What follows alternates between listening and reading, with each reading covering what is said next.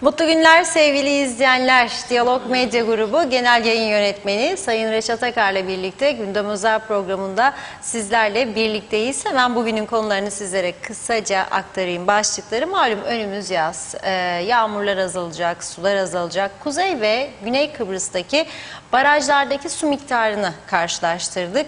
Arada çok ciddi uçurum var. Bugün Diyalog Gazetesi'nde de manşetten verdik haberi. Üzülüyoruz başlığıyla rakamları sizlere aktaracağız. Sonrasında yeni Ulaştırma Bakanı'nın tarihi bir itirafı var. Araçlarla ilgili.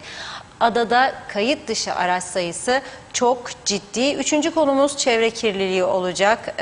Maalesef içinizi böyle hani acıtan görüntüleri paylaşacağız. Her taraf pislik içinde desek çok da haksızlık etmiş olmayız. Son olarak uyarı niteliğinde de sayılabilecek bir konu. Değişmeyen gündemimizden ayrıca elektrik kesintileri. Yarın birçok bölgede elektrik kesintisi olacak. Detayları sizlerle paylaşacağız. Hepsi ve daha fazlasıyla tabii ki sizlerle beraberiz. Sizlerin de yorumlarını, sorularını bekliyoruz. Evet Reşat Bey merhaba. Merhabalar Funda Hanım. Herkese hayırlı günler dileyerek başlayalım. Evet, en son elektrikten söz ettiği için Funda Hanım ben onu en başa alıyorum. Bazen işleri tersten alıp başlamak daha da iyi oluyor. Elektrik kurumu, elektrikten çektiğimiz çile bitmedi ve bitmeyecek.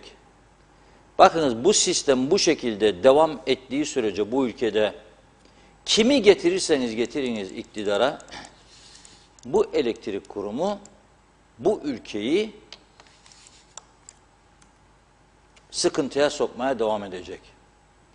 Çünkü sistem elektrik üretme sistemi çok eskimiş, dünyada benzeri kalmamış, pahalı yakıtla üretim yapan ve sürekli arıza ile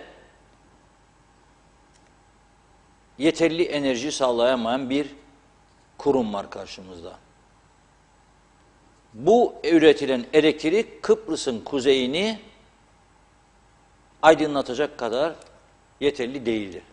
Sürekli takviye alması lazım. Takviye alınca da bağırıyoruz. Aksa geldi, sattı, pahalı verdi, kazıklandı, kovun bunu falan. Birini kovarsanız tek aşçınız vardır. Lokanta sahibisiniz. Aşçıyı kovarsanız kovmazdan önce yedeğini hazırlamanız lazım. Başka aşçı bulmanız lazım. Aşçı o zaman kovulabilir. Yoksa müşteriler geldiğinde yemek yapacak adam olmayacak. Ama bizde öyle bir şey yok. Öyle bir şey yok. Türkiye'den elektrik gelsin dendi yıllar önce, kabul etmedik. Aksa'yı istemiyoruz. Sonra şimdi son zamanlarda Karadeniz Holding dediler, denizden, gemiden elektrik verecek, çevre kirliliği yok. Yarı fiyata dedi, o da yok. Sabahleyin bugün bir kanalda Karadeniz Holding adına devlet yetkilileriyle görüşme yapan eski bakanlarımızdan Hasan Özbaflı'yı bir miktar dinledim. Programın son bölümünde çok ilginç şeyler söyledi. Biz dedi, Sayın Başbakan'ı gittim gördüm dedi. Ona dedim ki, ya bu elektrik kurumuna Kıptek'e biz dokunmayacak. Hiçbir şey yapmayacak. Çalışanlara karışmayacak. Bizi ilgilendirmez. Biz sadece elektriği yarı fiyatına vereceğiz. Siz de bunu satacaksınız. Ucuzluk gelecek memlekete. Sen personeli de bu arada yeniden yapılandırma falan filan daha verimli hale getirme yap çalışmalarını. Bize de yeterlidir, başka istemem dediğin anda da gidecek. Cevap alamadı. Ve bir öneri daha sunmuş. Benim çok dikkatimi çekti bu öneri. Demiş ki bu teknecik santrallarının olduğu bölge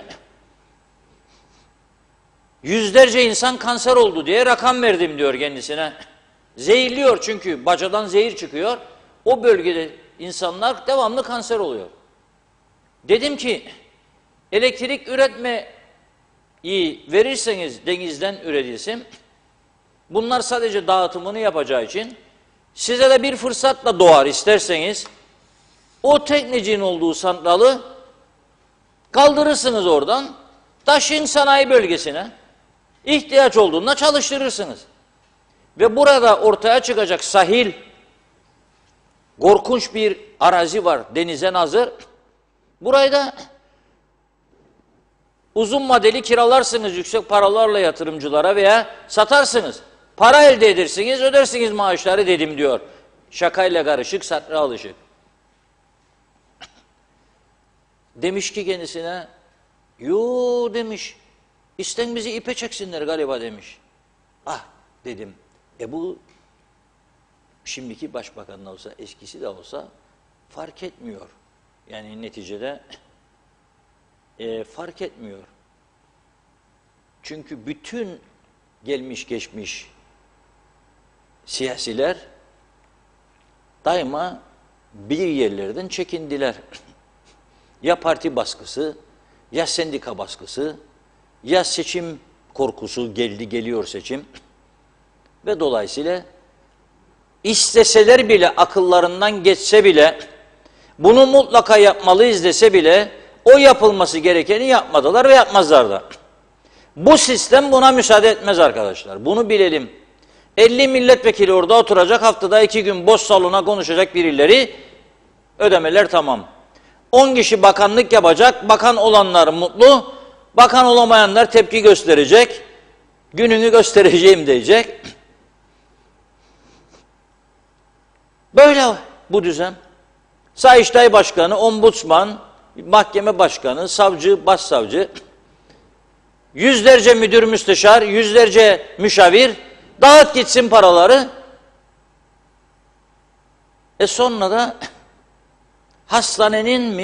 hastanelerin 4 milyonluk borcunu, akaryakıt borcunu ödemedikleri için, bakın çok önemli burası. Hastanelerin 4 milyonluk akaryakıt borcunu ödemedikleri için günlerdir hastalar duş yapamıyor. Çünkü akaryakıtla ısınıyormuş sular. O sistem akaryakıtla çalışıyor, ısıtıcılar. Akaryakıt olmadığı için hastalara diyorlar, burası otel değildir diyorlar. Yıkanmamı da isterseniz. Doğru, orası doğru. Orası doğru. 1997 yılında Londra'dayım. Barnet Hastanesi'nde eşimin ayağı kırılmıştı. Gittim baktım ameliyat sonrası odaya. Her gün de ziyarete gidiyoruz tabii. Baktım yaşlı kadınlar var. Bir tanesi 97 yaşındaymış. Devamlı kendi yerine konuşuyor. Ama baktım hemşire geliyor. Hadi bakalım diyor. Mrs. bilmem kim. Tırnaklarında ojeleri çıkarıyor. Başlıyor güzel güzel ojeler sürmeye. Hadi şimdi allık diyor. Ruj diyor. Falan diyor. Saçlarını tarıyor. Orada insanlık işte yani. Örnek ol. Buraya çok lüks burası. Yani İngiltere'nin yanlışlarına söylüyorum. Ben orada yaşamak istemem şahsen. Havası, iklimi, şartları, dostumun, ailemin olduğu yeri tercih ederim elbette. Ama gördüğümü söylüyorum sadece. Burada da diyor, otel mi burası diyor da duş isten yapasın. Bak canını kurtar. İki ülke arasında, yani daha doğrusu Avrupa ülkelerindeki yaşamla bizim aramızdaki fark budur. Bizim bir yaşlı yakınımız hastaneye yattığı zaman hepimiz bakıcı bulup götürmüyor muyuz hastaneye? Para ödeyip dıştan bakıcı koymuyor muyuz yanına? Neden? Çünkü gidip bakacak birisi yok. Yemek yerken çıkarsa temizleyecek birisi yok. Ve bu hastaneleri bu hale bu siyaset soktu ve insanlar da buna alıştırdı. Hepimiz de götürüyoruz, ödüyoruz. Ben anam için rahmetlik çok götürdüğümüzü biliyorum. Mecbursun. Sistem seni buna mecbur etti. Ve biz hala da bu sistemi savunuyoruz. Bakın bu konuya ilk defa değindim. Hala da bu sistemi savunuyoruz.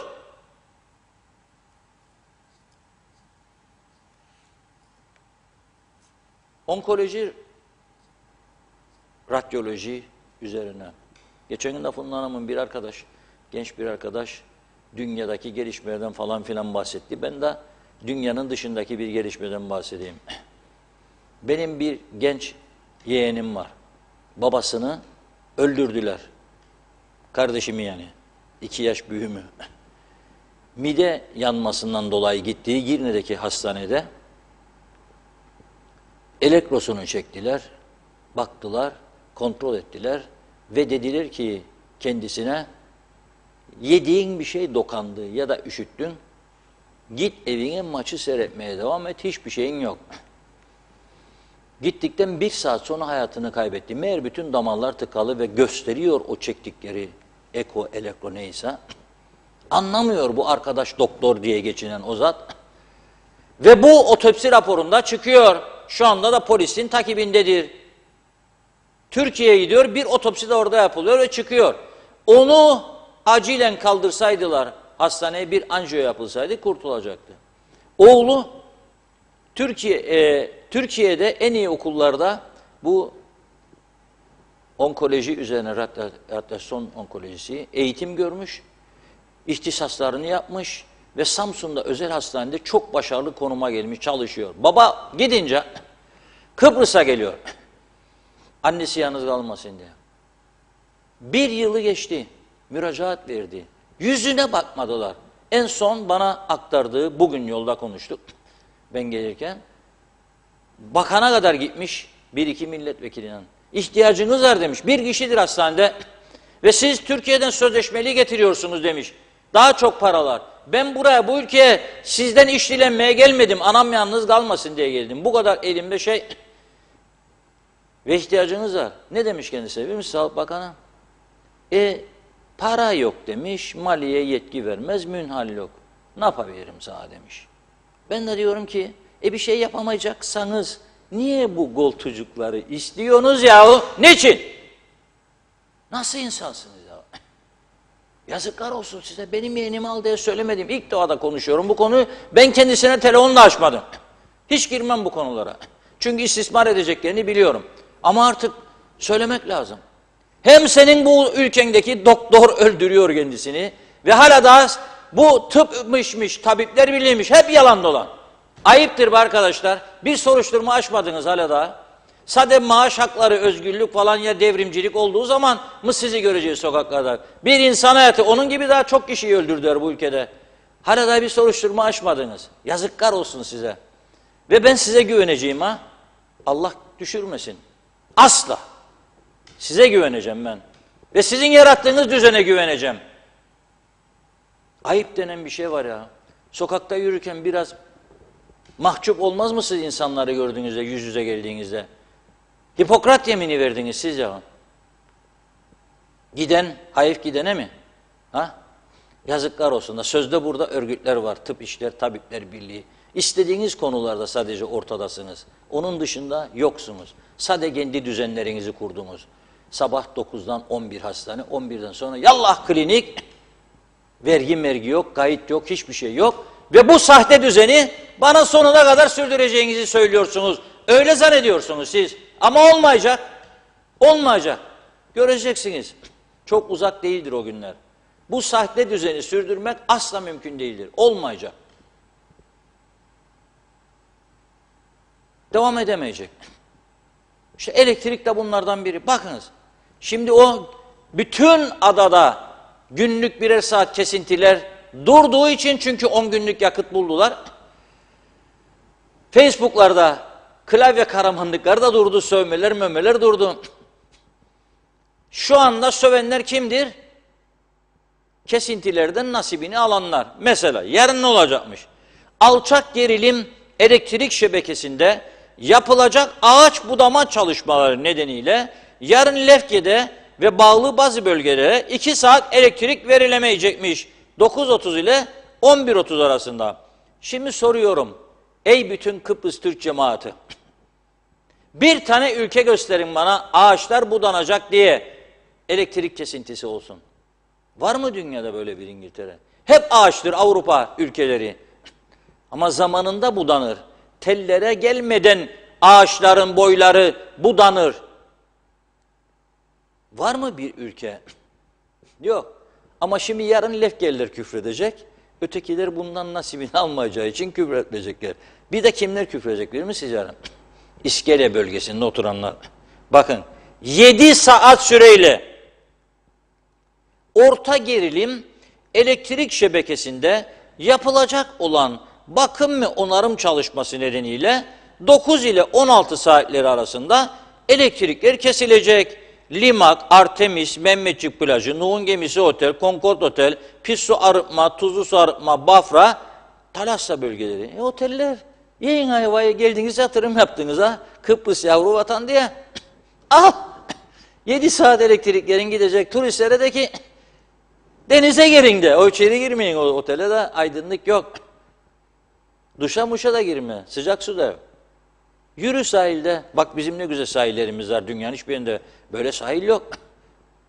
7 saat bakım onarım yapacakmış diye. Gene soruyorum. Bir tane ülke gösterin bana. Bakım yapılacak diye elektriklerin 7 saat kesildiği. Ama demek ki biz bu şekilde yönetilmeye layık bir toplum olduk ya. Hiçbirinin gıkı çıkmıyor. Hiç kimse bir şey söylemiyor. Ucuz kahramanlıkların peşinde herkes.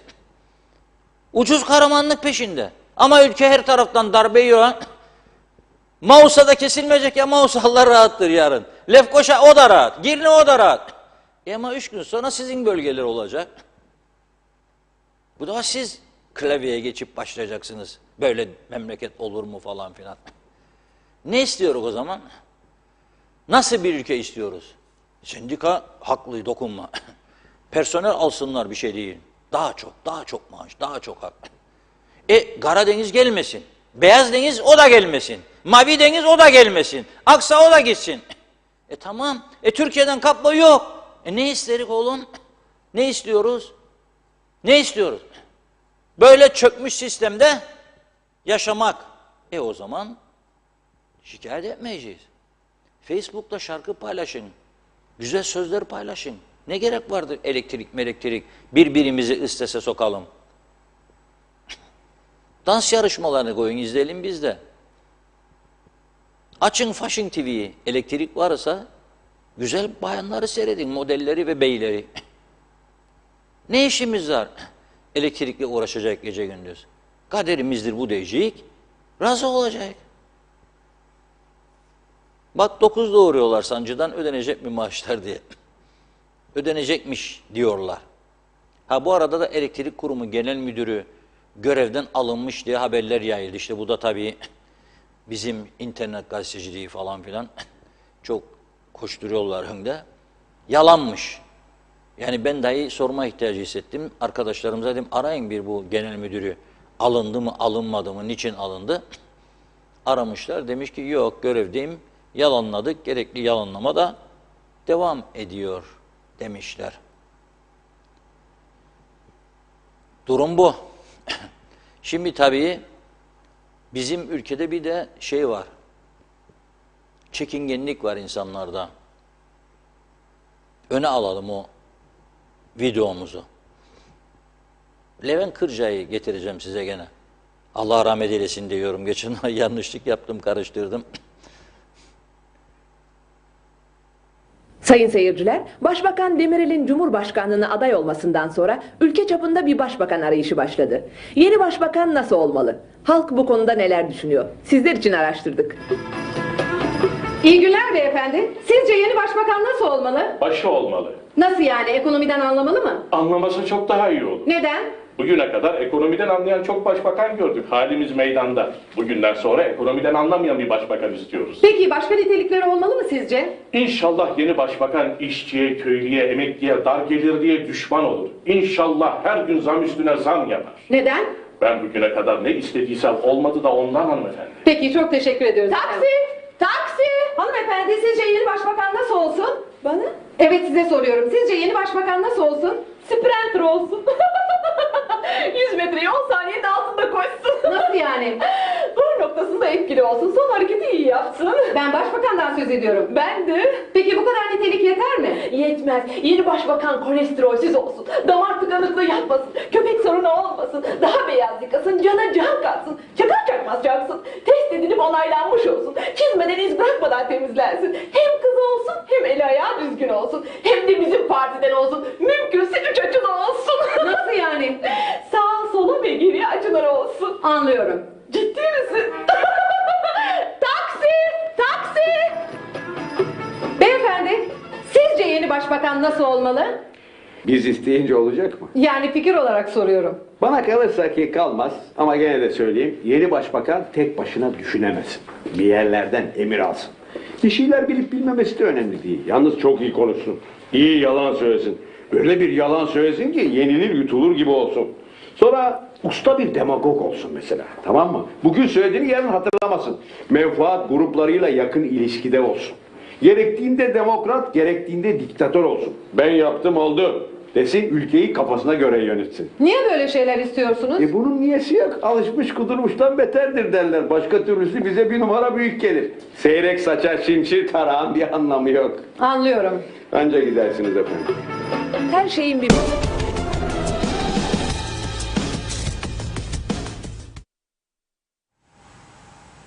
Ne güzel oturdu. Bakın kaç sene önceki bir kesit buldum, size getirdim bugün. Fikir verenlere çok teşekkür ediyorum. Ne güzel. Ne diyor? Alıştık diyor biz bu düzene diyor. Alışmış diyor, kudurmuştan beterdir diyor. Ne kadar bağırsak çağırsak bizler de alıştık bu düzene. Hastanelerde çok can kayıplarımız oldu. Hak etmeden öldü birçok insan. Yanlış teşhisten ölenler var. Yanlış müdahaleden ölenler var. Ama bir tanesini bile yargıya taşımadılar. Bir tanesini bile uzaklaştırmadılar meslekten. Bir tanesine bile ceza vermediler. Bir tane suçu bile kabul etmediler. Ve bakıyorum çözüm oldu mu içindeler hepsi. Yahu çözüm olursa aç kalacaksınız, ben size söylüyorum. Koymayacaklar ezici bir çoğunluğunuzu o mesleğin içine. Hipokrat yeminini hatırlatırım size. Hipokrates hatırlatırım size. Bir elinizi vicdanınıza koyun da nasıl bir hizmet verdiğinizi bugüne kadar ve şu anda nasıl hizmet verdiğinizi düşünün.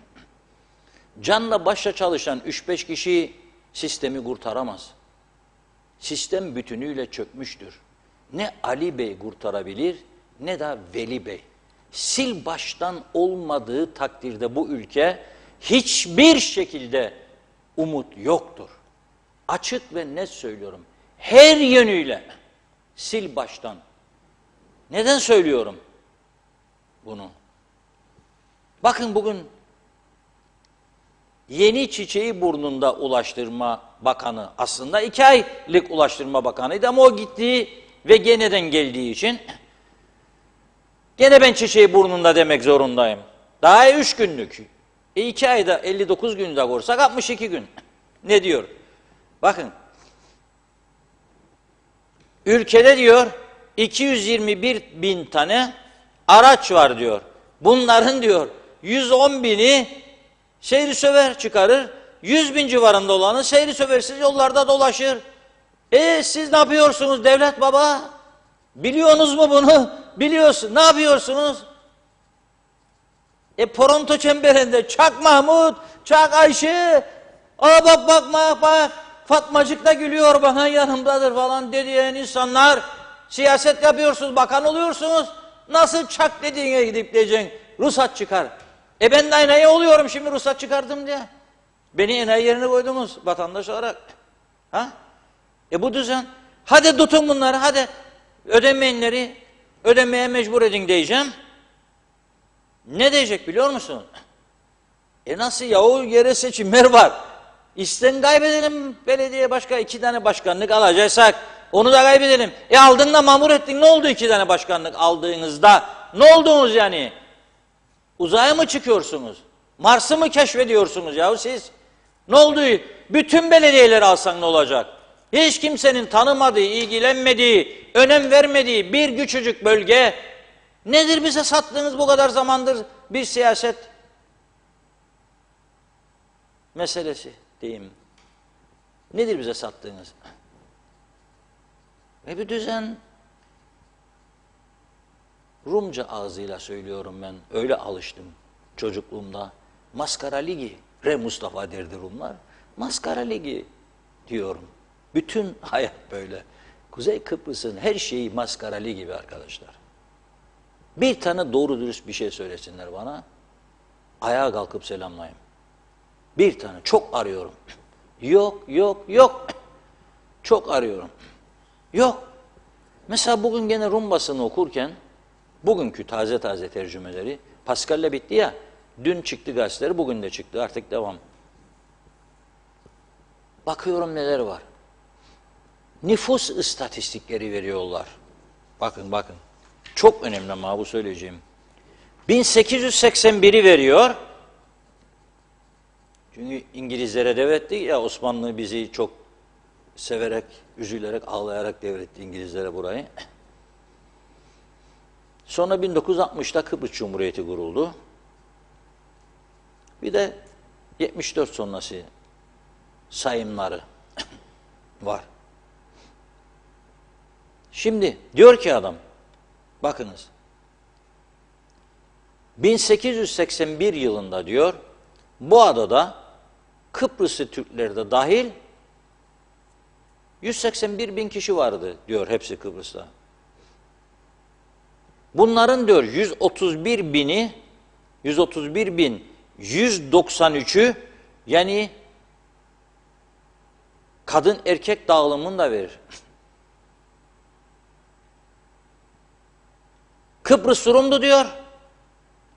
40.573'ü de diyor Kıbrıs'ı Türk'üdü. Kıbrıs'ı Türklerin 20.070'i erkek, 20.503'ü kadınlar. Kadınlar biraz daha fazlaydı.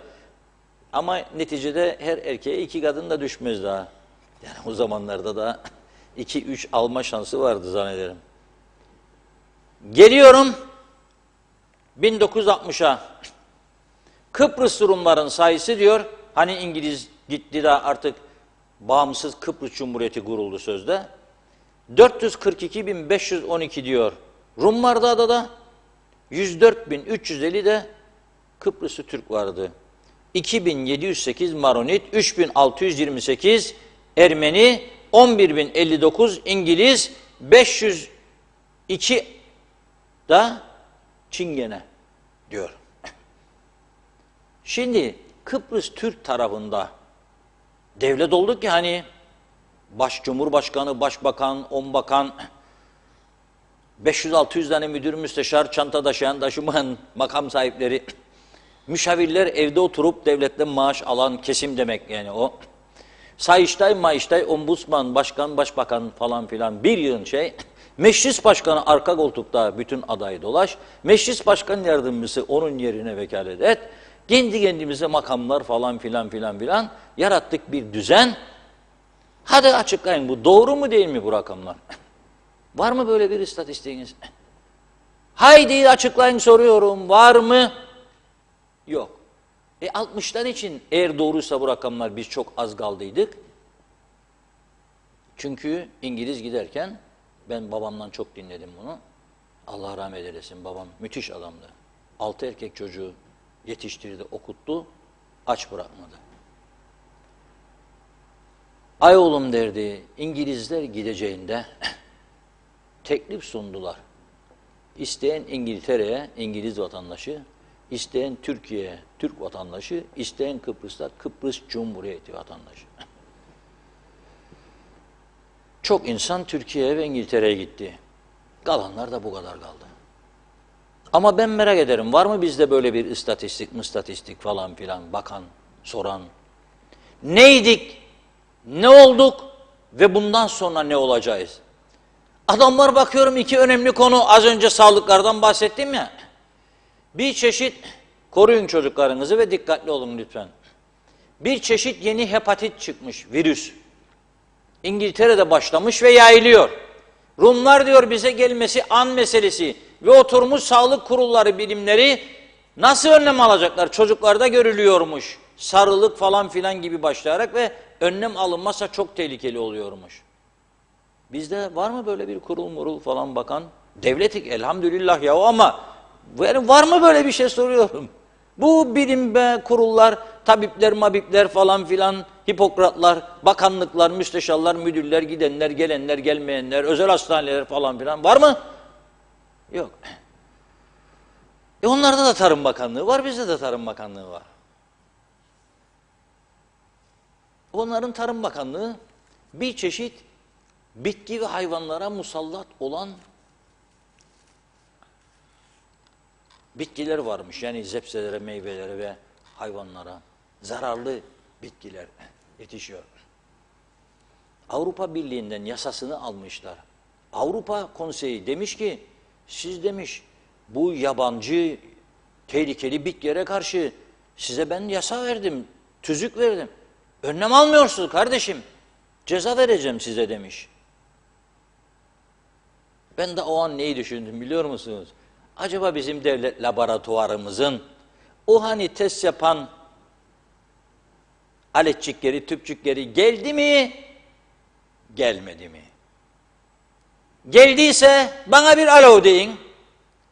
Gelmediyse yedirmeyin çocuklarınıza bir süre için ot mot falan filan faydalıdır diye. Ne kadar pestisit kalıntısı var bilmiyoruz. Hiç tahlil yok. Ha eskiden çok mu olurdu? Gene birkaç tarladan ürün alıp yaparlardı, bir korku verilirdi diye düşünüyorum. Ama şu anda hiç yok. Niçinmiş yok? İthal edilen şirketmiş, işte sözünü tutmamışmışmış. Çünkü senin yeterince stoğun yok. Paran yok, stok koyasın içeri diye. Onun için senin düzenin böyle. Şimdi ben bu adamları okuduğumda Rum Gazetesi'nin yazdıklarını nasıl alkışlamam ve nasıl üzülmem? Üzülüyorum. Biraz sonra mesajlar çoğaldı. Hissediyorum öyle el kol hareketine Funda Hanım'ın. Bir başka üzüldüğümüz konuyu gündeme getireceğim. Önce bir mesajlara bakalım. Hızlıca başlayalım. O zaman çok teşekkür ediyoruz ilginize. Bülent Mehmet Küçük, o da bize demiş, sizler gibi özel ve üstün medya merkezini gönülden tebrik eder, sevgiler ve saygılar gönderirim. Nice zarif, narin programlar dilerim, selamlar. Ahmet Halil iyi yayınlar diliyor. Emine Mülayim, evet, elektrik kesintileri yüzünden geçen hafta zeytinli, hellimli bittalarım fırında kaldı. Şimdi bunların yüzünden gazlı fırın almak zorunda kalacağım. Yani bir iş yapmak isterken bu kesintilerden dolayı hiçbir şey olmaz. Yarın yine kesilirse ne yapacağız? Yazıklar olsun. Hangi devirde yaşarız artık? Natalya Dede iyi yayınlar diliyor. Nezif Osmanlı, Reşat abi doktor yok, saat 10'da gelirler yazmış. Zeka Üçer, evet selamlar. Yakında gelmek isteriz. Elektriksiz kalacağız. Biz buradan 2000 lira borcumuzu ödedik kullanmadan. Çağatay Donlar diyor ki, bu lanet olası sistemi hiçbir zaman savunmadım. Bir kere olsun oy vermedim. Zerre kadar ne inancım ne güvenim var. Kesinlikle beni temsil etmiyorlar. Ne sağcısında hayır var ne de solcusunda. Mehmet Kurtulmuş, tüm İslam aleminin mübarek Kadir Gecesi mübarek olsun. İyi yayınlar diliyor. Evet, Orhan Arslan da yüzlerine tükürdüğünde ya Rabbi şükür diyen zihniyetten bir şey olmaz dedi. Belgin Rıfat, İngiltere'de refakatçi kalmak yasaktır ve gerekmez. Normal ziyaret saatlerinde gidilir. Tüm hasta bakımını görevli personel yapar. Yani erkek ya da kadın hasta bakıcılar yapar. Günlük banyoları yapılır. Gidebilen duşunu kendisi alır demiş. Çarşaflar değişiyor. Sabah öğlen ilk kez yataklar düzeliyor. Kahvaltı, öğle, akşam yemeği hepsi hizmet tam anlattı Belgin Hanım. Siz de seçersiniz, her gün bir sonraki gün ne yiyeceğinizi de kendiniz seçiyormuşsunuz. Aysun Öztrak iyi yayınlar. Nezif Osmanlı, Reşat abi doktorlar saat 10'da gelirler. Kahve, çay saat 11 bakarlar, 12'de de kaçarlar. Bunlar doktor değil diyor. Natalya Dede, çözeceğim Natalya mesajını. Hastaneler mahvoldu. 3 haftadan beri belim ağrıyor, doktora gidiyorum her gün. Son gittiğimde duramazdım diyor ayakta, ağlardım ağrıdan. Kimse bakmadı, acil gittim bir iğne yapsınlar. Dediler ki olmaz, doktor görmeden biz size iğne yapamayız. Peki doktor var mı beni görsün? Yok. Ağlayarak eve geldim diyor. Tövbe ederim, bu hastanelere gitmem demiş. Evet, Tema Yavaş Londra'dan selamlarını yolladı. Turhan Ömer Akbelen, İyi ki varsınız. Avustralya'dan kucak dolusu selamlar. Halkın hala aynı şahısların çoğunu seçip meclise sokması şaka gibi diyor. Mehmet Uluçaylı. Evet, Türkiye Cumhurbaşkanı Erdoğan ve Kıbrıs işlerinden sorumlu Fuat Oktay bizlere yaptığı yardımlarla kalkınmamışsa katkı koyuyorlar. Ama biz beceremediğimiz için ve kişisel menfaatler öncelik verdiğimiz için birilerini memnun ettiğimiz sürece emeklemeden yürümeye biraz zor geçeriz. Sayar Eker. Evet, ya Allah olduk demek istedi herhalde. Araplaştık, geri kalmış zihniyetle ülkemiz Arap çölüne döndürdük. Bir ayrımcılıktır gidiyor bu adada ki halk bir masada oturup bu güzel vatanı cennet yapamadı. Nazime Nalbant, iyi haberler duymak istiyoruz. Herkese, aileme, sevdiklerime Londra'dan kucak dolusu selamlar, sevgiler. Bence bir an evvel bu elektrik çözümlensin. Çok rica ediyorum diyor. Hiçbir şeye bir çözüm bulamadılar. Bari buna çözüm bulsunlar. Halk daha fazla karanlık içinde kalmasın. Madem hükümeti kurdunuz artık siz de halkınız için çalışma yapmanızı isteriz. Mübarek günde herkese hayırlı kandiller dilerim. Bu okunan dualar kabul olsun. Amin. Evet, Belgin Rıfat, Enerji Bakanı neden bu konularla ilgili hiç konuşmuyor anlamadım. Herkes her şeyi Maliye Bakanı'na yüklemiş durumda. Allah aşkına dün bir bugün iki değil mi? Üstelik öyle borçlu ve tam takır kuru bakır misali bomboş bir kasayla ne olabilir ki? Zannedersem abrakadabra oldu, yoksa belki okus pokusla kasaları doldurur belki diyor. Bence değil, belediyelerde tüm devlet dairelerinde reform yapılmalı ve kemerler iyice sıkılmalı. Fikret İpekçioğlu, maşallah ilaçlar ne oldu? Geldi mi yoksa gelen gemi battı mı? Benim bildiğim baştakilerde umrunda değil. Görünen köy kılavuz istemez. Ali Çeliker iyi yayınlar dilemiş. İsmet Ezel, Hipokrat öleli çok oldu diyor.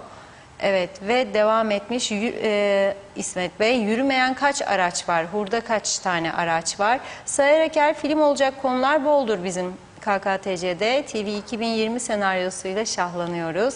Mehmet Uluçaylı, tüm İslam aleminin Kadir Gecesi mübarek olsun. İsmet Ezel, eğitim ve sağlığa dokunacak baba yiğit yok, cıs diye de eklemiş. Memur Sen Genel Başkanı Akın Manga, Kıptek sorununda hükümete sert tepkili olduğumuzu söylemekteyiz. Bugün Diyalog Gazetesi sayfa 15'te de haberimiz yer verildi. Okuyabilirsiniz. Reşat Bey'e çok teşekkür ederiz. Memur Sen Yönetim Kurulu Arın Taşarkan. Sayar Eker, bu saatin en yararlı programı gündem özel diyor. Evet, Fikret İpekçioğlu, Kalkanlı'daki yaşlılar evine halk birlik olup kamera takmak istedi. Ne yazık ki kapılar yüzlerine kapandı. Böyle mi devletçilik? Bağışta bulunacak olanlar da engelleniyor. Onun için maskaralıktır. İbrahim Aydoğdu Harmancı, iyi yayınlar, selamlar. Belgin Rıfat, sil baştan başlamak gerek, reforma sil baştan başlamak gerek diyor. Kemer sıkmalara yeniden yapılmalı, her şey yeniden ele alınmalı. Elektrik, telefon önce, sonra yasalar denetlenmeli, zamlar, kaymak takım tüccarlar, yeter dediğiniz biraz da verin deyip vergiler gözden geçmeli. Kaçaklar yakalanmalı, polis sayısı artmalı, trafik daha sık denetlenmeli, hastaneler yenilenmeli, tam saate geçilmeli, ilaç sorunu ivedilikle çözülmeli. Sayın Pilli Bey de ya pilini şarj yapıp işini tam yapmalı diyor ya da benden bu kadar deyip görevi bırakmalı.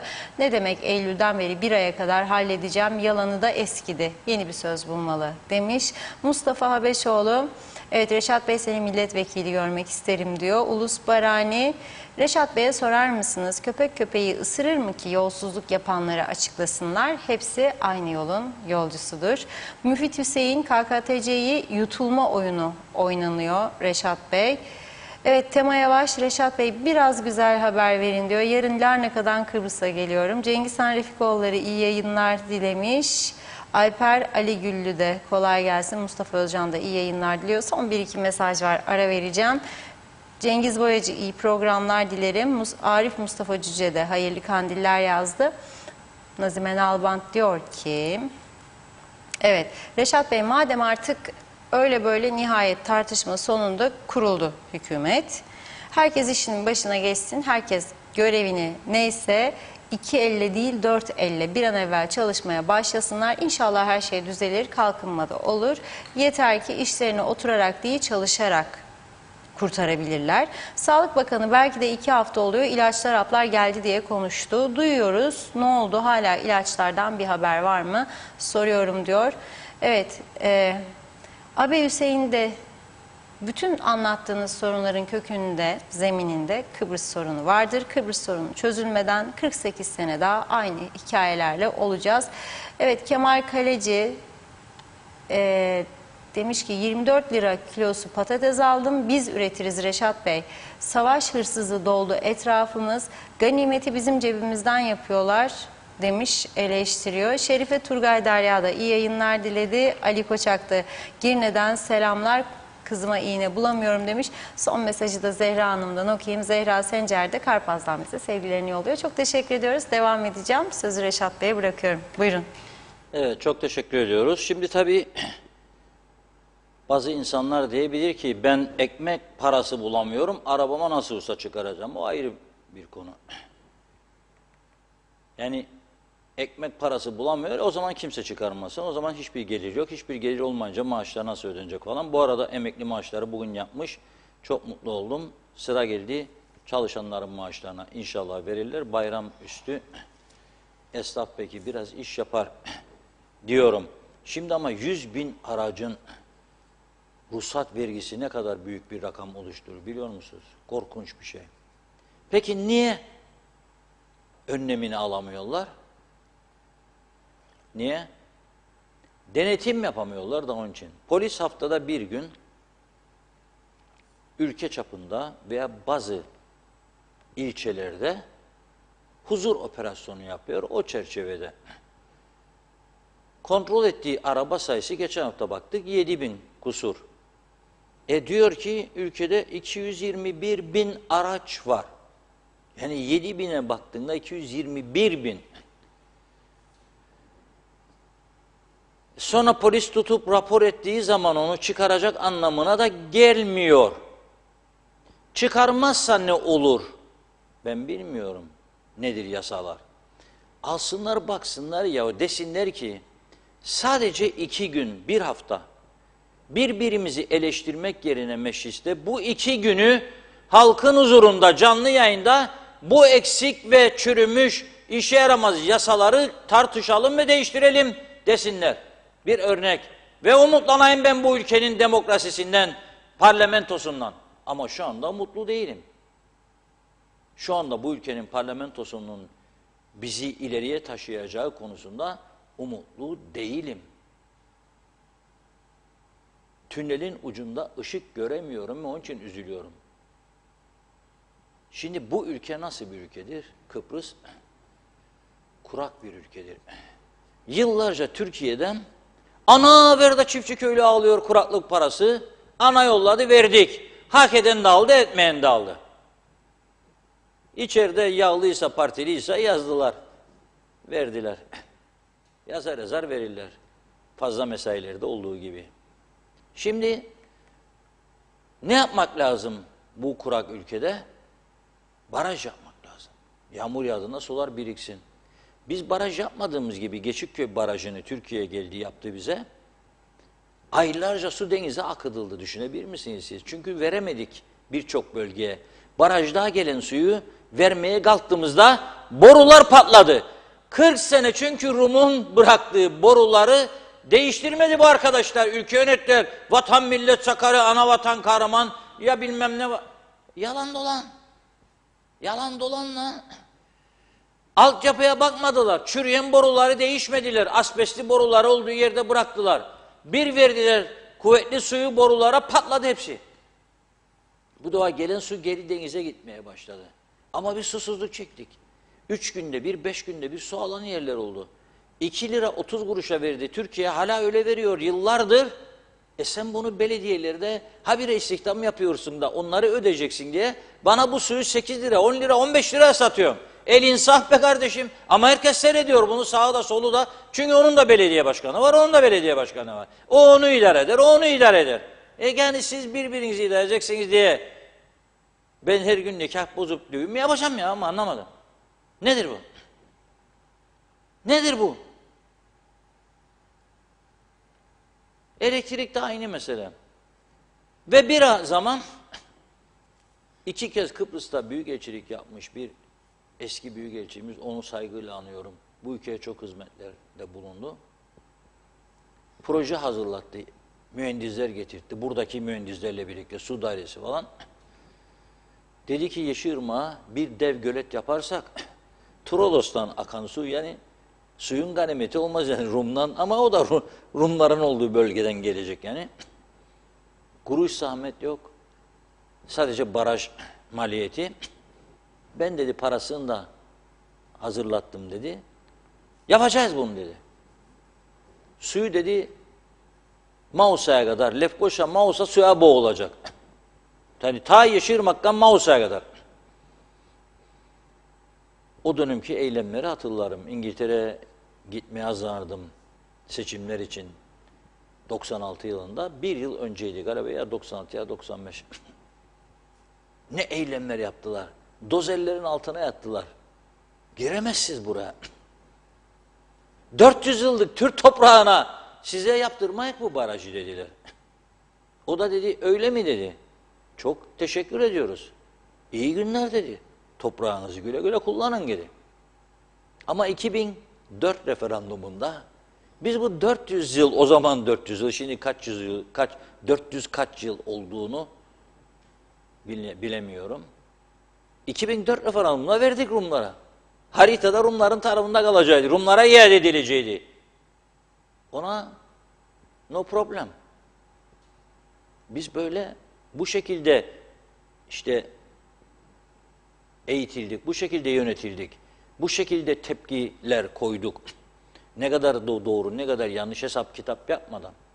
Neyse gelelim bunun dışında topu topuna 17 tane göletimiz var. Geçikköy Barajı hariç. O Türkiye'den gelen sudur. Gene Allah korusun rüzgar olursa da kopar 6 ay gelmez su. O yok demektir. Sen kendi ne yaptığına bak 74'ten bugüne. Toplamda 74 öncesinde olan 3-5 tane vardı. 74'te hazır bulduklarımız vardı. Değirmenlik falan filan birçok yerde. 17 göletin benim bildiğim 13-14'ü su tutmazdı.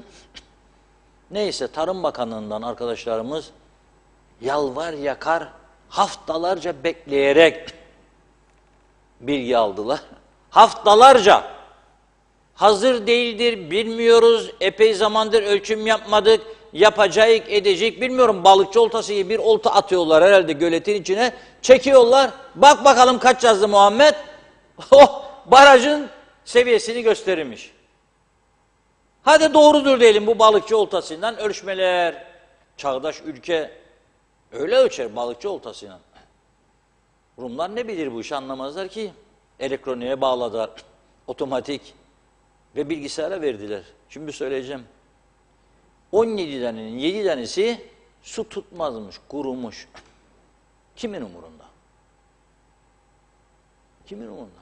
Maaşlar devam, seçimler devam, başbakanlar, bakanlar gidiyor, geliyor, kartvizitleri basılıyor. Yetmez mi bize ya? Gölette mi isterik, suda mı isterik? Nasıl olsa kuraklık deyince de gelecek. Bel bağladık ama artık gelmeyecek tabii. Bizim bu 10 tane geriye kalan su tutanlarda toplam 11 milyon 395 bin metreküp suyumuz varmış. Daha az olabilir, daha çok olmaz çünkü biz bu rakamları aldığımızda 1-2 hafta geçti üstünden. Güneyde dün baktım. Hani bu adamlar şeydir yani öyle eğitilmiş, eğitimli falan değil yani devlet şeyini bilmiyorlar ama işte arada bir yanlışlığıyla yaparlar galiba bu işi. İnternete girdim. Size de söylüyorum, girin bakın. Yalanısa bana deyin ki yalancı bir adamsın sen ya. Cyprus Dams diye yazın. Google'a. Karşınıza çıkacak devletin bir yönün şey çıkar ama birinci zannederim odur. Devletin web sitesi. Tık! Karşınızda ne vardır? Tık! Ne vardır karşınızda? Rakamlar var, günlük. O gün, o saniye. 2 saat sonra bakın azalabilir, yükselebilir. Yağmur varsa da yükselir, yağmıyorsa azalır. Onlarda ise 290 milyon 804 bin metreküp su var. 290 milyon 804 bin. Bizde 17 milyon. Nüfusa göre de vursak olmaz. Ne kadar çağ dışı, ne kadar geri olduğumuzu gösteren somut bir örnek. En büyük barajları nedir biliyor musunuz? Kuris Barajı. Onda da sadece Kuris'te şu anda 95 milyon metreküp su varmış. KKTC'nin tüm göletlerinin 6 katı. İzleyelim o Kuris'i.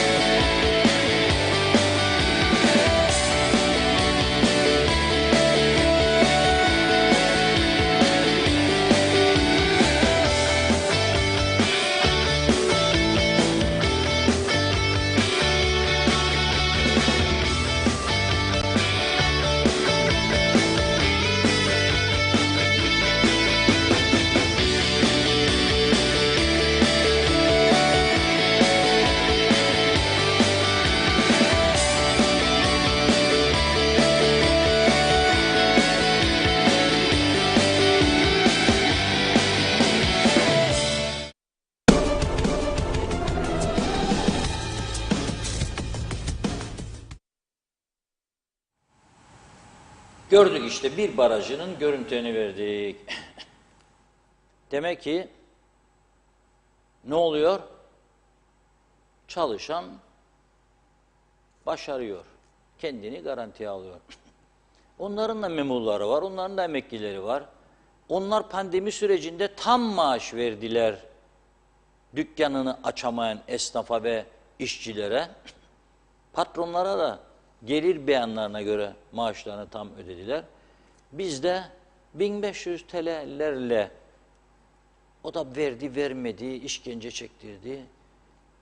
Ezdi eledi insanları. Herkesin psikolojisi bozuldu. Çok ağır darbeler yedik bu pandemi sürecinde. Şimdi de elektrikten darbe yiyoruz. Allah acısın bir de su tehlikesi gelmesin. Yoksa Lefkoşa'nın Gençlik Gücü Kulübü'nün olduğu yer Çağlayan bölgesi, orada bir çeşme vardı. Rum yönetimi o çeşmeyi 3-5 yıl öncesine kadar kurutmadı bize. Bilinçli bir şekilde bırakmış. Gidip insanlar oradan bidonlarla su doldururlardı. Sıraya girip böyle kuyruklar. İçme suyu olarak da içebilir. Güneyde çeşmeleri açtığın zaman evdeki çeşmeyi bardağa doldurup içebilirsin suyunu. Şimdi adanın iki tarafına bakınız siz. O tarafta ama büyük başarısızlıklar var. Mesela bizim 1/10 kadar profesörleri yok. Bizim 1%1'imiz kadar doçentleri, doktorları yok. Anlamında söylüyorum, üniversite doktoru, tıp doktoru değil. Ama biz dünyaya bu konuda öyle ders veriyoruz ki, nüfusa göre dünya birincisi, profesör, doçent, yardımcı doçent, asistan falan filan. Dağıt makamları gitsin. Dağıt gitsin. Gururlanıyor muyuz bundan? Gururlanıyoruz.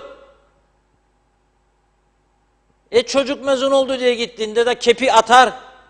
Gözlerimiz yaş doluyor mu? Evlatçığım mezun oldu diye. Sonra bir içecek. Hadi bakayım Mehmet Bey, Ali Bey seçimleri destekledik. Vereceksin bir içecek çocuğumuza. Vere. Geldik bu hallere. Gerçekten ya. Ama sorgulamadık. Çocuk bu okulda ne öğrendi? Nasıl hayata atılacak? Bu devlet denen gambur kaldıramadığında bu yükü ne olacak çöktüğünde? Bunu düşünmedik. Yani düşünmek de istemedik. Hayatımız birbirimizin sırtını okşamak, birbirimize hava atmakla geçti. Sev beni, seveyim seni. Öv beni, öveyim seni. 7.000 tane internet gazetesi falan var galiba. Şimdi ister isteni yaz diyor, o diyor falan diyor. Onu yazıyor, onu yazıyor, onu yazıyor, onu yazıyor. Bir karmaşık bir düzen yaratılmaya çalışılıyor. Falcı Elmaziyan'ı mı yaptırıyor bunları deyip böyle. Yoksa Profesör Abdülaziz mi, astroloji profesörü birilerine dualar okuduk mu yaptırıyor? Nasıl oluyor ya bu? Bir avuç toplum birbirini yemekle meşgul. Suyun güveni yok. Ne zaman geleceği belli değil ve diyor Tarım Bakanı bu su içilmez ha diyor. Hayvanlara da içilemez diyor. İçirilemez ha diyor. İyi dinleyin ha lütfen. Hayvanlara da içirilemez diyor. Çünkü sakıncalıdır diyor. Düşük yapar hayvanlar diyor. Çünkü kirlidir, pistir, zehirlidir. Senin neyine güveneceğim ben? Neyine güveneceğim? Ya o çeşmelerden akan suyla yoruluyorsa ekmek hamurları, aman Allah'ım aman. Sonra da kanser patlaması ağlarlar. Sonra da devlet kanserle mücadeleye para yetiştiremezmiş. Ne ilaçlar çıktı dünyada, ne pahalı. Bizim doktorlar da azimle deniyorlar haplar ama olmuyor. Genç insanlar gidiyor. Gidiyor patır patır. Ne olacak? Onu umursama, bunu umursama, yebe de korkma falan filan. Yarattığımız düzen bu. Kimse kusura bakmasın. Diyor ki Şefik Bey, bakın. Reşat Bey diyor, marinalar hakkında konuştunuz diyor. Ben Malta'ya sık sık giderim diyor. Kıbrıs'a çok benzetirim. Gittiniz mi bilmiyorum. Ama gitmediyseniz bir gidip görmelisiniz diyor. Gitmedim. Fırsat bulursam giderim. Ama giden arkadaşlarımdan dinledim. Orada yaşayanlar da oldu bir süre. Hayır, sosyal yaşam bakımından bizden çok iyi olduğunu söylediler.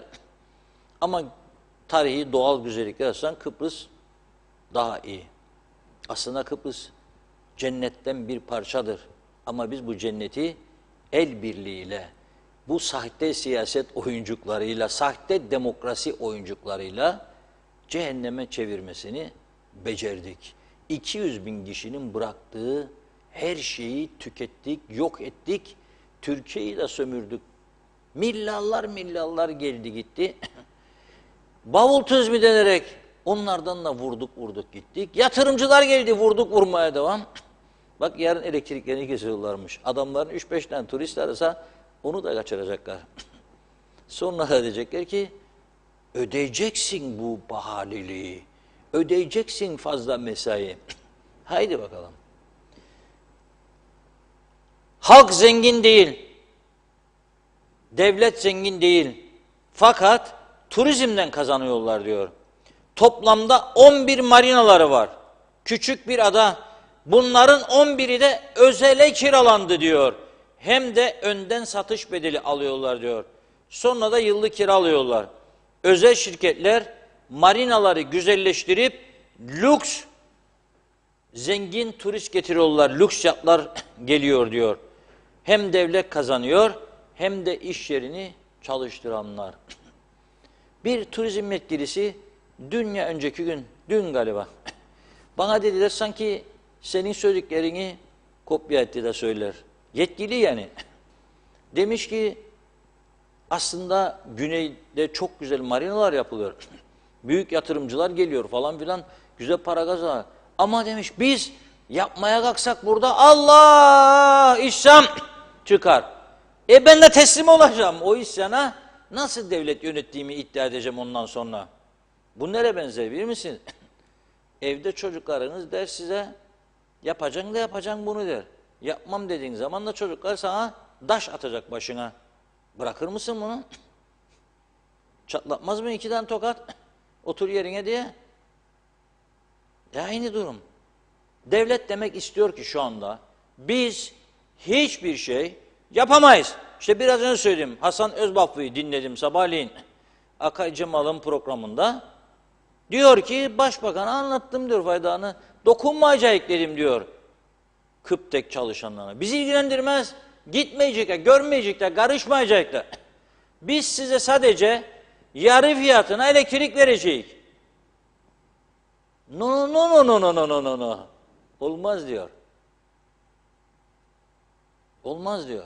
Onun için ben şimdi ne düşündüm bilir misiniz? Çok çirkin görüntüler gelecek ekrana ya. Ondan önce size bir moral vereyim dedim. Böyle bir duygusal, unutulmaz bir Fransız sanatçı vardı. Ama o söylemeyecek şimdi. Yasaklara girmesin diye falan. Başka bir sanatçıdan ama o güzel şarkı gelecek.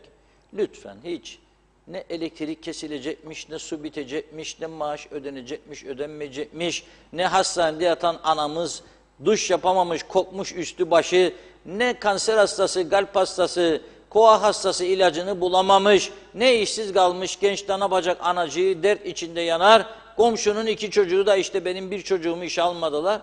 Bırakın bunları bir süreliğine biraz dinlenelim.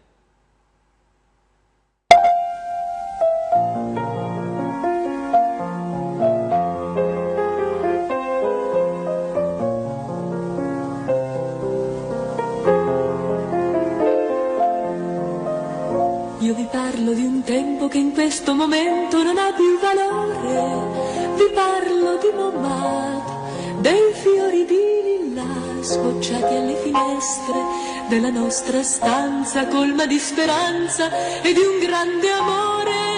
Pittore vuole dire poco da mangiare, ma io non piansi mai.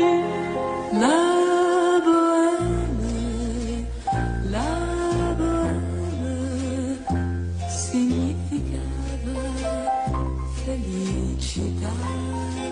La bohème, la bohème era la nostra bella età.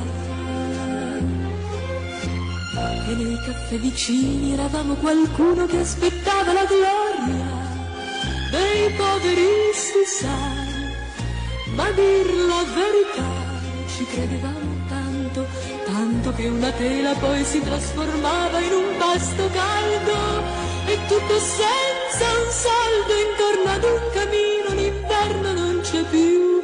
La bohème, la bohème vuol dire vivere così. La bohème, amare tutti e dire sì. Molto spesso accadeva che al tuo cavalletto passavi la notte e disegnavi me che stavo lì per te per ore ed ore intere. E poi alla mattina, morti di stanchezza, ci trovava il sole e scendevamo insieme tutti e due felici a bere un buon caffè. La bohème, aver 20 anni insieme a te. La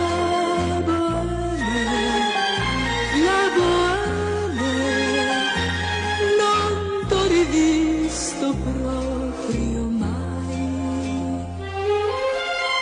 Quando un giorno per caso ti trovi a passare davanti a casa, la casa di Montmartre, non vedi più i lilla, tutto sembra triste e sopra quella scala non passa più una tela, ora è tutto nuovo. Tu sei un gran signore che muore di dolore e che non piange mai. La bohème, senti la voce che pensi a me. La bohème, indietro non si torna mai.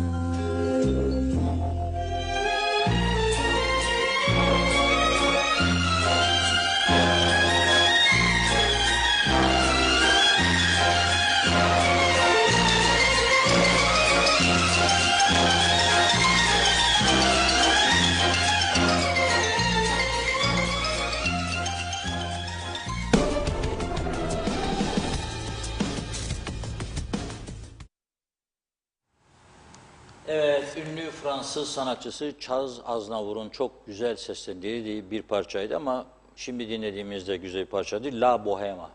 Fransızca bir şarkı. Gerçekten benim çok sevdiğim şarkılardan birisidir. Charles Aznavour'u da çok seviyorum. Türkiye'ye çok sık gidiyordu bir zamanlar. Evet, diyor ki Yücel Dolmacı, ülkemizin yetiştirdiği çok kültürlü, deneyimli bir emekli vatandaşı ama sanayi holdingi bir kuruluşu yönetti, batırdı demiyorum, batıran adam değildir kesinlikle. Daha sonra ülkenin önemli ticaret şirketlerinden birinin genel müdürlüğünü yapmış, değerli bir dostumuzdur diyelim. Bugün paylaşmış. Şu an diyor, marketten çıktım.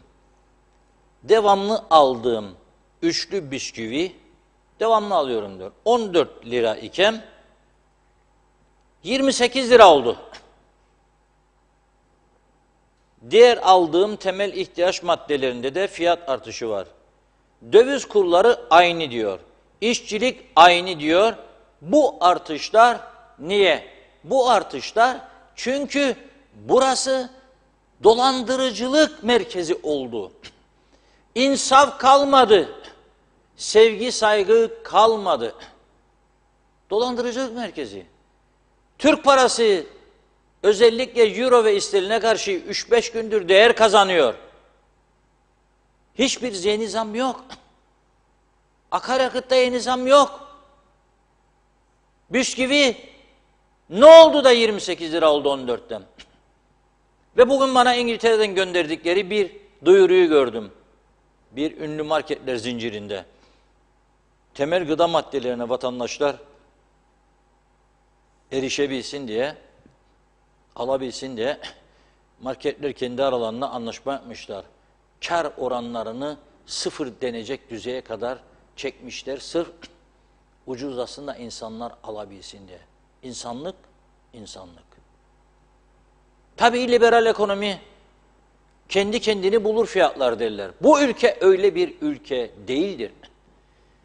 Bu ülke dünyada eşi benzeri bulunmayan, yani normal denilebilecek bir düzen içinde olan bir ülke değildir. Anormalliklerin bir araya getirildiği bir yerdir burası.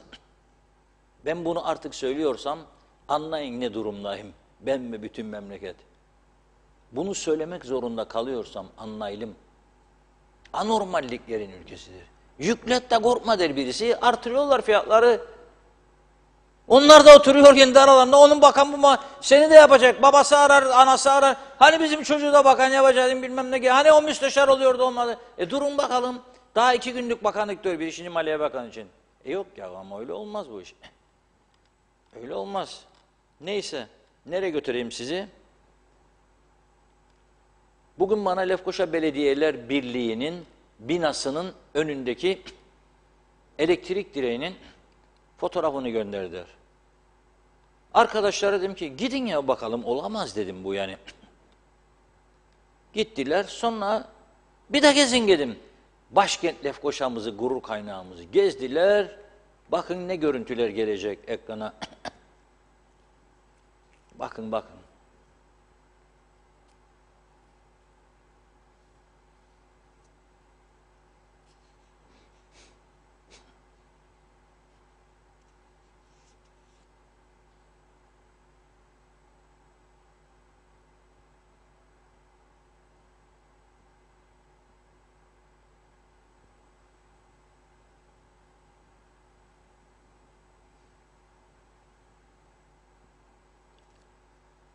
Kuzey Kıbrıs Türk Cumhuriyeti sonsuza dek yaşayacak diyenlere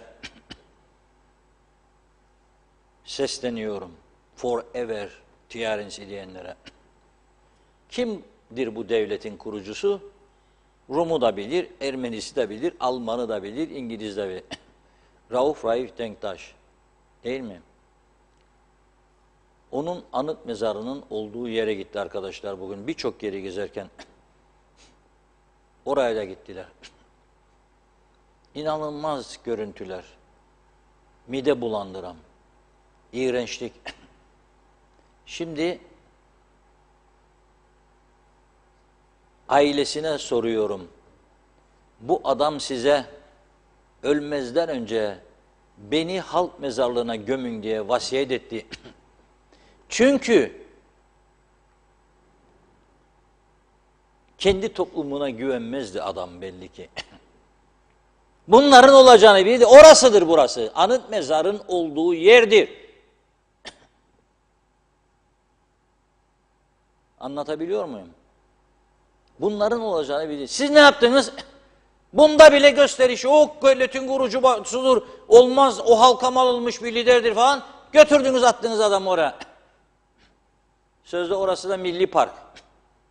Milli Park'a bakın siz. Hadi gurur duyun şimdi bu yaptıklarınıza.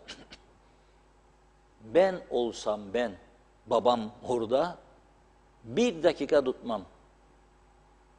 Kaldırırım oradan mezarı, götürürüm halk mezarına. Huzur içinde yatsın. Ama bu olmaz. Yani ey kahramanlar, bu olmaz. Bu kadar olmaz. Yarın sizler de göç edeceksiniz, bizler de göç edeceğiz. Bu ortamlarda mı olması lazım mezarlarımızın? Çok üzücü bir durum. Gerçekten çok üzücü bir durum. Bir de vatandaşımız yolladı. Reşat Bey dedi, bakar mısınız burası İskele Long Beach sahili. Hani peşkeş çekmedikleri yer. Canım o teki taraf var, peşkeş çektiler. Bırakın halka gitsin, bak. Aha peşkeş çekilmeyen yerleriniz. Hadi gidin ya o denize yüzün. Ne gitmezsiniz? Hadi gidin. Bak buralar bizim. Halkın. İskele Long Beach. Ya o nasıl yanıyor benim için bir vatandaş olarak? Nasıl utanıyorum? Biz bu muyuz ya Kıbrıslı Türk? Bu mu? Bu mu Kıbrıs'ta yaşayan Türklerin diyeyim daha doğrusu? Kültürü, yaşam standardı. Çok yazık. Şoklar içindeyim. Gerçekten şoklar içerisindeyim. Böyle gelmiş, böyle gideceğini düşünmüyorum. Buyurun Funda Hanım. Evet, mesajlara başlayalım hızlıca. Mehmet İnancı'da kalmıştım yanlış hatırlamıyorsam. Hoş vakitler değerli dostlarım, hayırlı yayınlar tüm Diyalog Medya ailesine. Aziz Nevzat Bamonti diyor ki seyri sefer çıkartmazsa aracı birinci uyarıdan sonra el konulsun ve hurdada ezilsin demiş. Evet, Necdet Mavi Gözlü Kuzey Kıbrıs Birleşik Afrika Pakistan Cumhuriyeti'nden bize hayırlı yayınlar diledi. Havva Rozaki. Londra'dan iyi yayınlar dilerim. Bugüne kadar yaptığım en doğru şey böyle yönetilen bir ülkeyi iş yerimi kapatarak terk ettim. Çok da iyi yaptım. Gelmeye de hiç niyetim yok diyor. Aytaç Bey hiçbir şey düzelmiyor. Neden acaba? Bu işi beceremiyorlar. Çok yazık.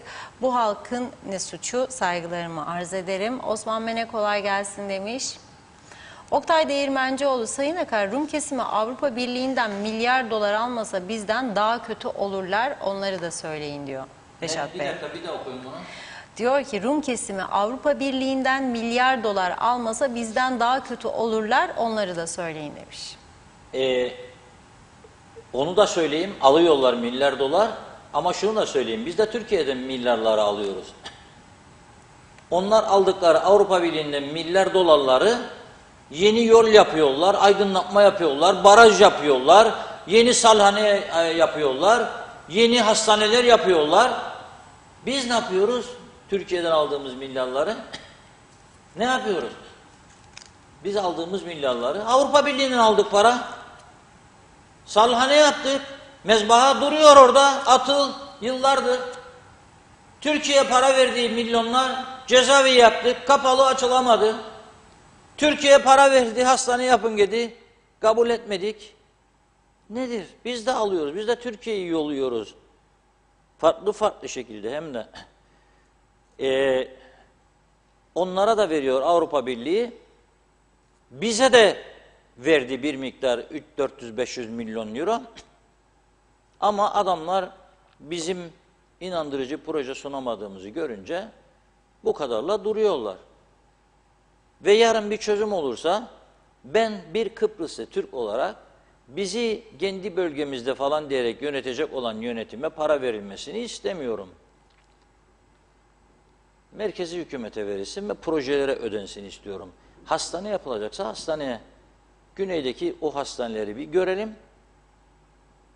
Bize de benzeri hastaneler yapsınlar mesela. Adamlar alıyor yardımlar ama proje kapsamında alıyor ve kullanıyorlar. Narinciye üretimi gelişti. Baf Belediyesi nasıl vermesin Avrupa Birliği? Bazı bölgeleri olduğu gibi Harnut bölgesi ilan ettiler. Koruma altına aldılar. Belediye başkanı halkıyla beraber devamlı Harnut fidanı dikiyor. Biz ne yapıyoruz? Lahmacun fırınlarına kesip asırlık ağaçları. O alıyor, kullanıyor. Devam edelim. Evet, Sibel Seri'nin mesajı var sevgili Sibel ablacığım. Aslında birçok kişinin merak ettiği konuyla ilgili mesaj yazmışsınız. Hemen okuyorum.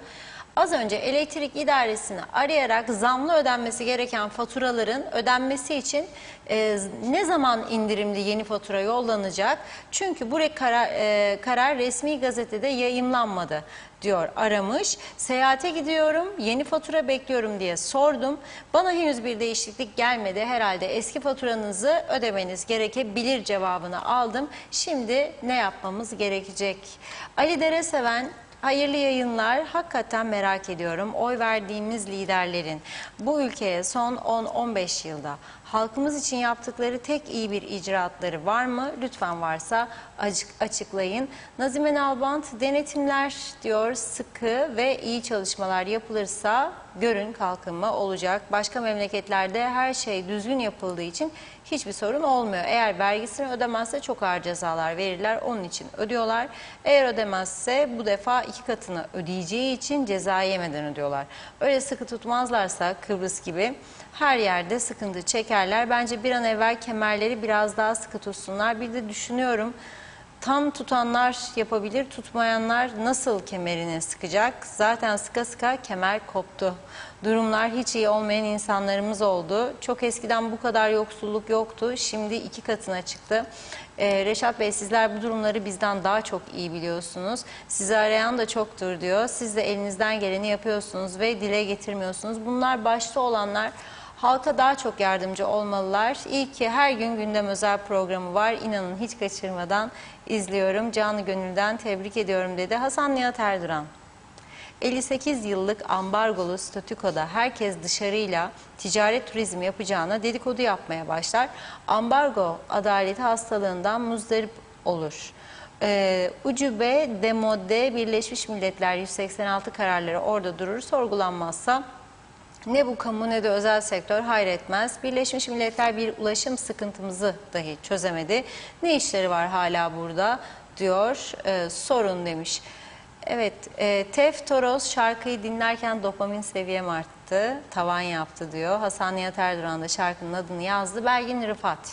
Teknecik santralinin olduğu yerde çok güzel yat limanı olabilir. O hurdalık, çirkin yapılaşma ortadan kalkabilir. Üstelik bu çevredeki yerleşim yerlerinin gelişmesi dolayısıyla Girne içine yüklenen trafik sorunu da çözümü olur. Orası doğal olarak kayalık ve derin bir yer. Belki oranın kiralanmasından ya da yap işlet maliyetinden elde edilecek parayla da yeşil enerjiye geçiş yapılır.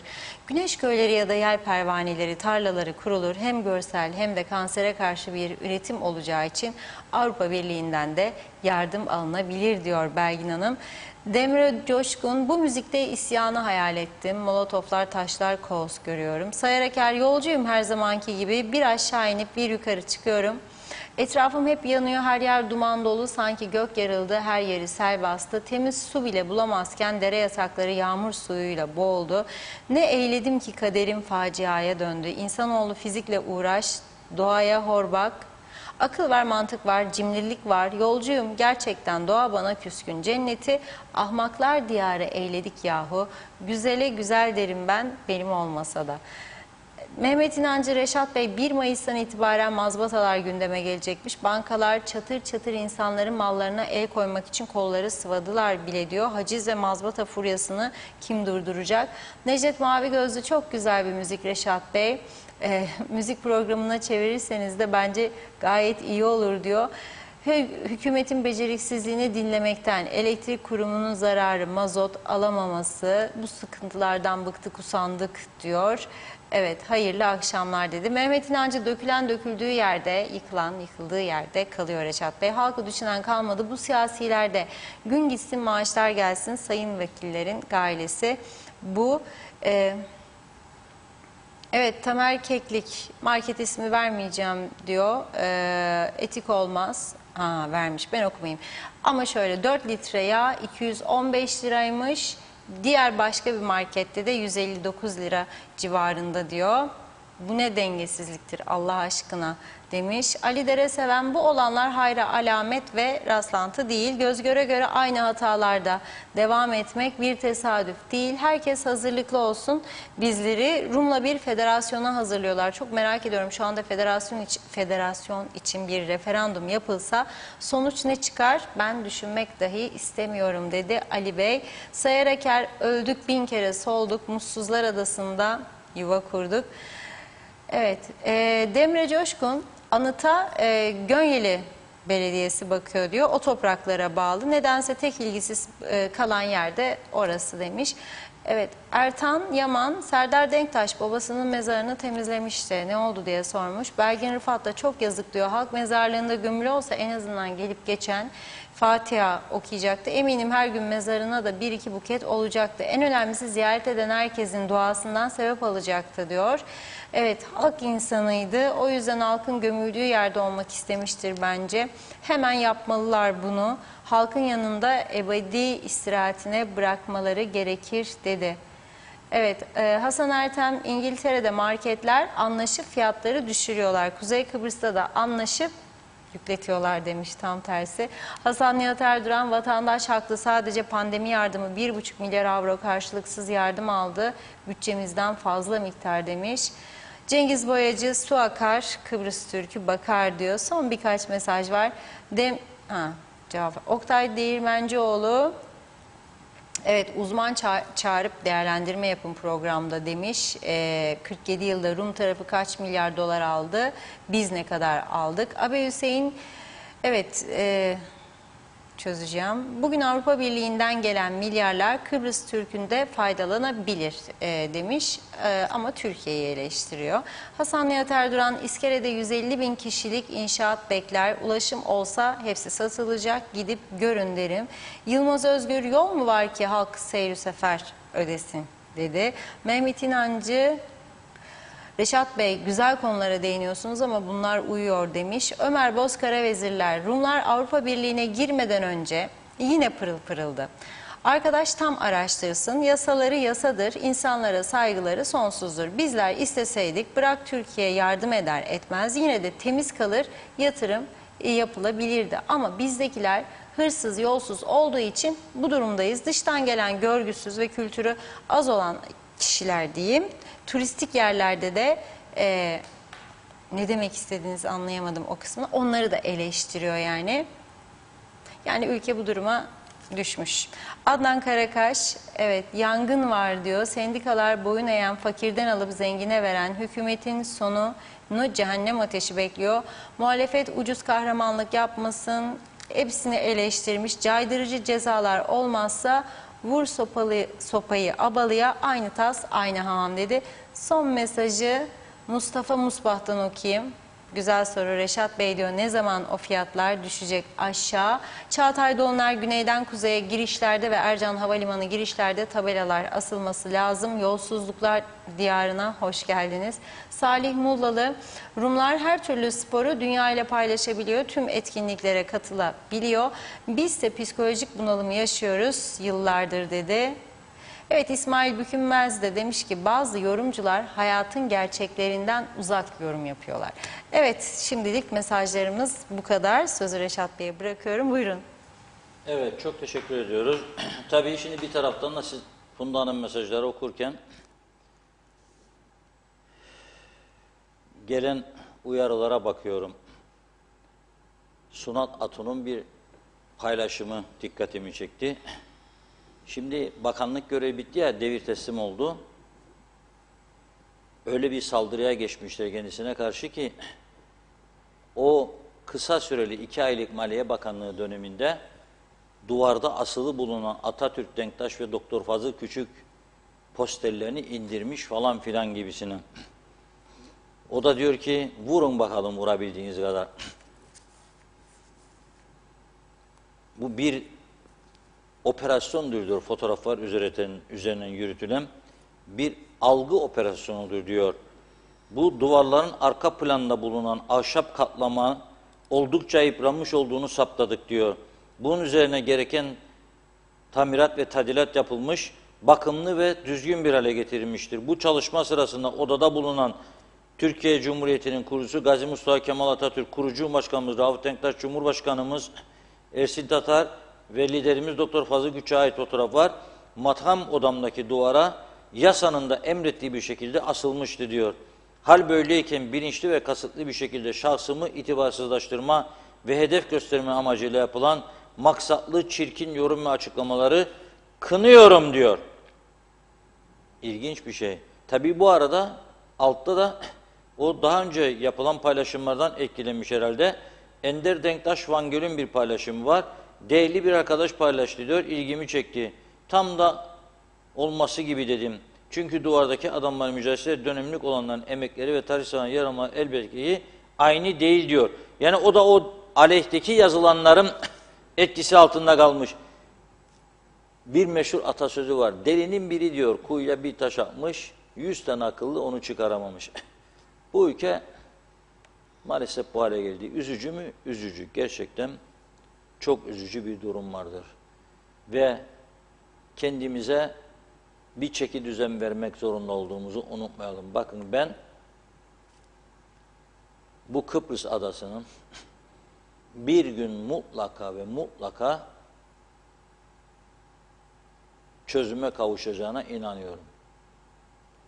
Bu yıl olur, gelecek yıl olur bir iddia var. Şimdi Türkiye'de ve Güney Kıbrıs'taki seçimlere kadar bir şey olmaz. Ama ben diyorum ki olabilir, olmayabilir de. Ama bu yıl değil, gelecek yıl değil, sonraki yıl mutlaka olacak. Bugün bakın bütün dünyada gündem nedir değil mi? Bilir misiniz? Biz neleri konuşuyoruz burada?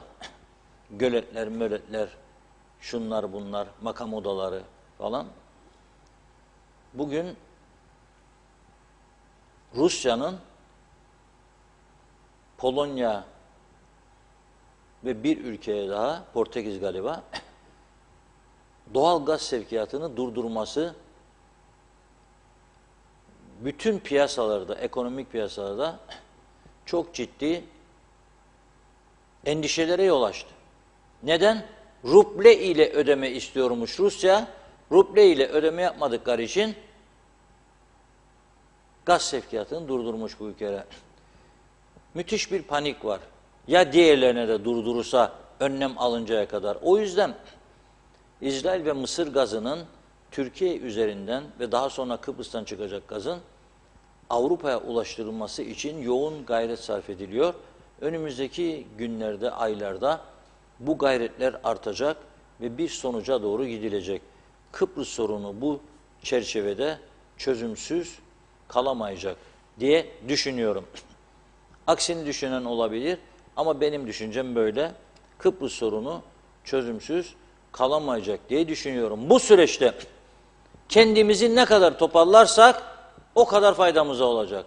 Toparlayamazsak o zaman topuzun altında inleyebildiğin kadar.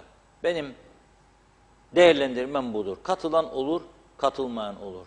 Doğru yol senin bulman gerekirse de bulamıyorsun, o zaman sonuçlarına katlanacaksın. Bugünlük bu kadarla noktalayalım. Yarın inşallah maşallah yeni ve güzel haberlerle karşınızda olmayı diliyoruz. İnşallah diyelim. Çok teşekkür ediyoruz değerli yorumlarınız için ve bugünlük programımızı burada noktalıyoruz. Yeniden görüşünceye dek hoşça kalın.